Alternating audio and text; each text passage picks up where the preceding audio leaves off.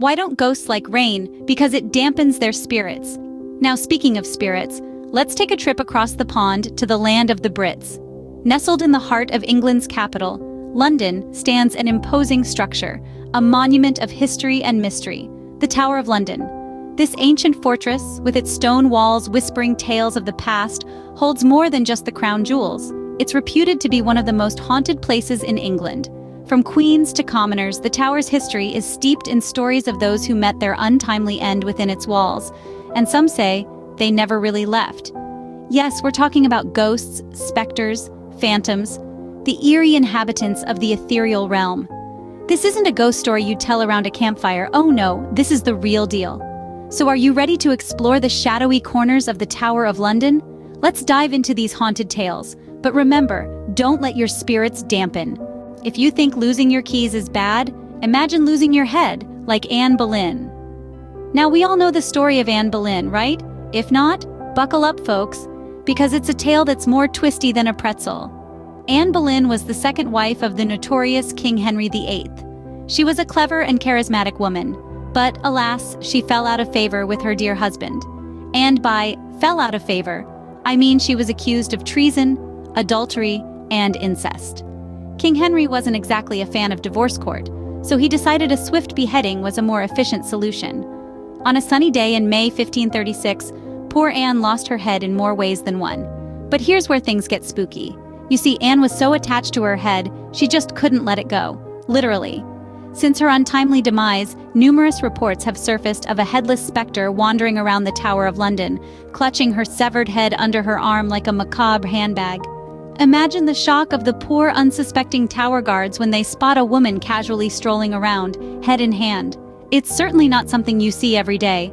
I mean, I've heard of keeping your head in the game, but this is taking it to a whole new level. And it's not just the guards who've had a brush with the headless queen. Visitors to the tower have reported seeing her ghostly figure, head tucked neatly under her arm, walking through the corridors. Some even claim to have seen her in the chapel of St. Peter ad Vincula, where her body is buried. So, the next time you lose something, before you start tearing your hair out, remember Anne Boleyn. After all, no matter how bad your day is going, at least you're not wandering around with your head under your arm. Next time you misplace something, remember, at least it's not your head. Ever played hide and seek and couldn't find your siblings? Well, the princes in the tower took it to a whole new level. Let's dive into one of the most enduring mysteries of English history, the disappearance of the princes in the tower. It's a story that's been puzzling historians for centuries, and these young royals have been playing the longest game of hide and seek ever recorded. Edward V and his younger brother Richard of Shrewsbury were the sons of King Edward II. After their father's death, they were lodged in the Tower of London by their uncle, Richard III. They were last seen alive in the summer of 1483. Then they just vanished, poof, like a magician's trick, but without the grand reveal. Now, here's where things get spooky. Over the centuries, there have been numerous sightings of the prince's apparitions. They're usually spotted in the White Tower, dressed in white gowns and looking rather glum. Maybe they're tired of hiding and want to be found. Or perhaps they're just bored after centuries of being cooped up. Imagine playing hide and seek for over 500 years.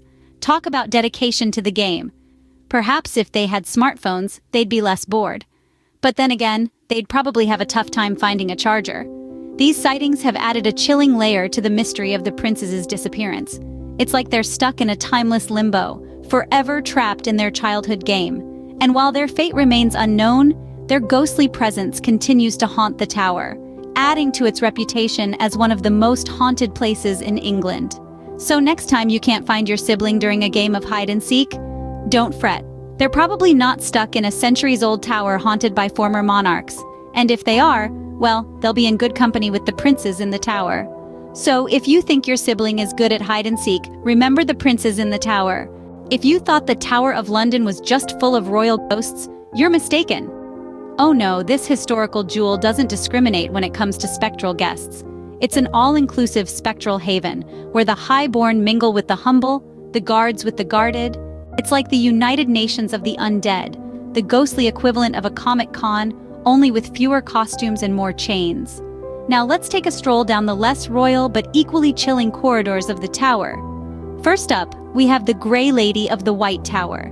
This spectral dame, known to be Lady Jane Grey, met her untimely demise at the tender age of 16. She has a bit of a flair for the dramatic, often seen floating down the staircase, her head bowed in sorrow. Next, we have the Salt Tower Specter, a former prisoner who seems to have lost his way to the afterlife. He's often seen pacing restlessly, perhaps still trying to figure out an escape plan. Some say he's merely looking for the loo. Either way, it's a haunting sight. Then there are the ghostly guards, forever on duty. They are often spotted patrolling the grounds, making sure no one steps out of line. It's nice to see that even in death, they take their jobs seriously. Talk about commitment. And who can forget the screaming Specter? The ghost of a young servant girl who was brutally murdered within these cold stone walls. Her agonizing screams can be heard echoing through the halls, a chilling reminder of the tower's dark past. But the award for the most unexpected guest goes to the Phantom Bear. Yes, you heard it right, a bear. This spectral beast was reportedly seen in the Martin Tower, giving a royal fright to the guards on duty. So, there you have it, folks. The Tower of London, a place where history and hauntings go hand in hand. It's like a ghostly convention with a dash of royal flair and a sprinkle of the unexpected. So, the next time you're at a convention, just remember, it could be worse. Well, that's enough ghostly tales to last a lifetime, or should I say, an afterlife. We've journeyed through the eerie halls of the Tower of London, meeting some of its spectral inhabitants along the way. From the headless Boleyn, forever trapped in her tragic fate, to the princes in the tower, their innocent spirits still searching for justice. These haunting tales are more than just whispers in the dark. They've etched the tower's reputation as one of England's most haunted spots. And let's not forget the myriad of other spooks and specters that call this historic fortress home. I bet these ghostly residents are quite amused by all the tourist attention. After all, who wouldn't want a captive audience to share their centuries-old dramas with? It's like they're the stars of their own never-ending reality show. Remember, if you enjoyed these spirited tales, don't forget to like, share, and subscribe. And remember, keep your spirits up. Thanks for joining me on this ghostly tour of the Tower of London. I hope you enjoyed our journey filled with chills, thrills, and a fair share of historical spills. We've encountered the spectral presence of Anne Boleyn, met the eerie princes in the tower, and even bumped into a few other spooky inhabitants of this timeless fortress. It's been a spine-chilling adventure, hasn't it? But remember, the world of the paranormal is not just confined to the Tower of London, or to this video for that matter. There are countless tales of the supernatural waiting to be told, waiting to be heard. And I'm sure many of you have your own ghostly encounters to share. So I encourage you to bring your stories to light in the comments section. Let's create a space where we can share, learn, and maybe even get a little spooked together. Now, if you enjoyed this spectral journey as much as I loved being your spectral tour guide, do me a favor, will you? Give this video a like. It's a small act that goes a long way in supporting the channel. And while you're at it, why not share this video with your friends? Who knows, they might just be in need of a good ghost story. And finally, if you haven't already, hit that subscribe button. By doing so, you're not just joining a channel, you're becoming part of a community of ghost story enthusiasts, history buffs, and thrill seekers. Plus, subscribing ensures you won't miss out on any of our future eerie escapades. So as we part ways, remember, the world is full of mysteries, and every mystery has a story waiting to be told. Let's continue to unravel them together, one ghostly tale at a time. Until next time, keep your spirits high and your heads on your shoulders.